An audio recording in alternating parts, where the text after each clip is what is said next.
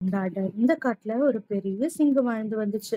அது ரொம்ப பலசாலி. அதனால அது இந்த காட்டு விலங்குகள் எல்லாம் சும்மாவே அடிச்சு அடிச்சு வேட்டையாட ஆரம்பிச்சது.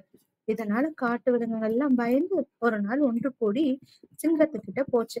சிங்கம் சிங்கம், நீ இந்த மாதிரி எங்க எல்லாரையும் தேவையில்லாம அடிச்சுக்கிட்டே இருந்தேன்னு வச்சுக்கோயேன், உனக்கு பசி இல்லாத போது கூட இந்த காட்டுல விலங்குகளே இருக்காது. அப்புறம் உனக்கு பசி வந்தா நீ எதை சாப்பிடுவ அப்படின்னு கேட்டுச்சு. உடனே அந்த சிங்கம், என்கிட்டயே வந்து நியாயம் கேக்குறீங்களா அப்படின்னு வேகமா மறுபடியும் அவங்கள வேட்டையாடுறதுக்காக பாஞ்சுது. அப்போ அங்க இருந்த வயசான குரங்கு ஒண்ணு வந்து சொல்லுச்சு, அவங்க கேக்குறதுல என்ன தப்பு?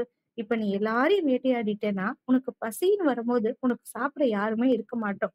அதனாலதான் சொல்றேன், நீ எதுக்கு தேவையில்லாம வேட்டையாடி உன்னோட பலத்தை வந்து வீணாக்கணும்? தினமும் உனக்கு உணவா எங்கள்ல ஒருத்தரை உன் குகையை தேடி நாங்களே அனுப்புறோம். நீ கவலைப்படாம நிதானமா ஓய்வெடுத்துக்கிட்டே அங்க வர விலங்குகளை வேட்டையாடி நீ சாப்பிட்டுக்கோ அப்படின்னு சொல்லுச்சு. இந்த யோசனையும் அந்த சிங்கத்துக்கு, சரி நம்ம மேல இவங்களுக்கெல்லாம் இவ்ளோ பயம் இருக்குல்ல, அந்த பயம் அப்படியே இருக்கட்டும் அப்படின்னு பிடிச்சு போயிட்டு, சரி சரி இவ்ளோ கெஞ்சி கேட்கறதுனால நானும் ஒத்துக்கிறேன் அப்படின்னு சொல்லிடுச்சு.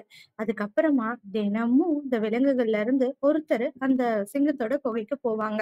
அதே மாதிரி தான் அன்னைக்கு ஒரு முயல் குட்டியோட முறையும் வந்தது. இந்த முயல் குட்டி கொஞ்சம் புத்திசாலியான முயல் குட்டி. என்ன பண்ணுச்சு தெரியுமா? வேணும்னே அந்த சிங்கத்துக்கிட்ட போகும் நேரத்த தவிர்த்து கொஞ்சம் தாமதமா போச்சு. இந்த சிங்கத்துக்கு பசி தாங்கவே முடியல. இன்னும் ரொம்ப ரொம்ப கோவமாயிடுச்சு.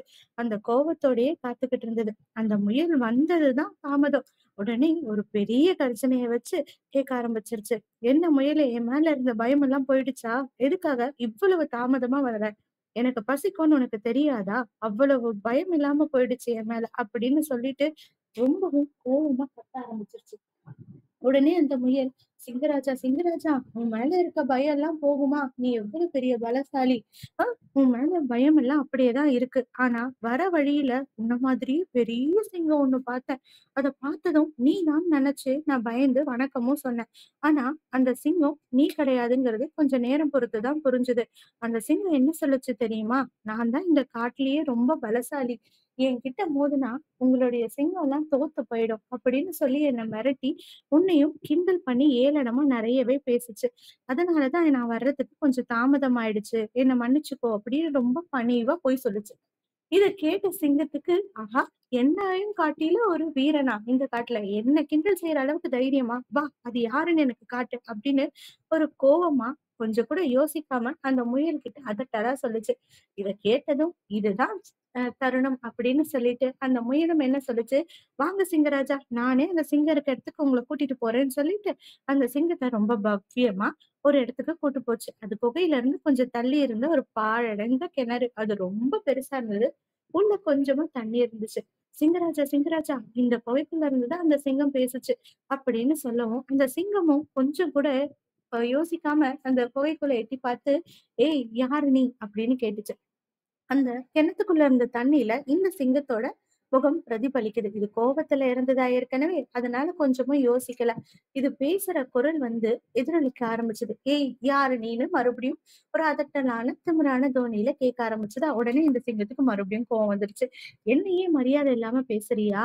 உனக்கு அவ்வளவா தைரியம் ஆயிடுச்சா? நான் தான் வீரன் அப்படின்னு சொல்லவும் அந்த குரலும் மறுபடியும் எதிரொலிக்க, இது என்னெல்லாம் பேசுதோ அது எதிரொலிக்க ஆரம்பிக்குது. இந்த சிங்கத்துக்கு கோபம் மேல மேல அதிகரிக்க, கொஞ்சமும் யோசிக்காம, "உன்னை என்ன பண்றேன் பாரு" அப்படின்னு மத்த மிருகங்கள் மேல பாயிற மாதிரியே அந்த கிணத்துக்குள்ள இருந்த பிம்பத்தின் மேல பாய்ஞ்சது. அத இன்னொரு சிங்கம் நினைச்சுக்கிட்டு. அவ்வளவுதான். அந்த கிணத்துக்குள்ள, அதுவும் ஆழமான கிணறாச்சா, கீழ விழுந்து பலத்த காயங்களோட சிங்கம் மறுபடியும் மேல எழுந்து வரவே முடியாத அளவுக்கு ரொம்ப அடியில போய் மாட்டிக்கிச்சு. இப்போ அந்த முயலுக்கு ஒரே சந்தோஷமாயிடுச்சு. ஆஹா! இத்தன நாளா நம்ம கூட்டத்த இவ்வளவு படாத பாடுபடுத்தின சிங்கத்துக்கு ஒரு முடிவு கட்டிட்டோன்னு ரொம்ப சந்தோஷமா துள்ளி குதிக்க ஆரம்பிச்சது. இத தூரத்துல இருந்து பார்த்த ஒரு புறா அந்த மற்ற விலங்குகள் கூட்டத்துக்கிட்ட போய் சொல்லவும், மற்ற விலங்குகள் எல்லாம் ரொம்ப சந்தோஷத்தோட, ஆரவாரத்தோட அந்த கிணத்துக்கிட்ட வந்தாங்க. வந்ததும் அந்த புத்திசாலி முயலுக்கு நெறைய பாராட்டுகளும், பரிசுகளும் கொடுத்து ரொம்ப சந்தோஷமா அவங்களுடைய வாழ்க்கைய நடத்த ஆரம்பிச்சாங்க.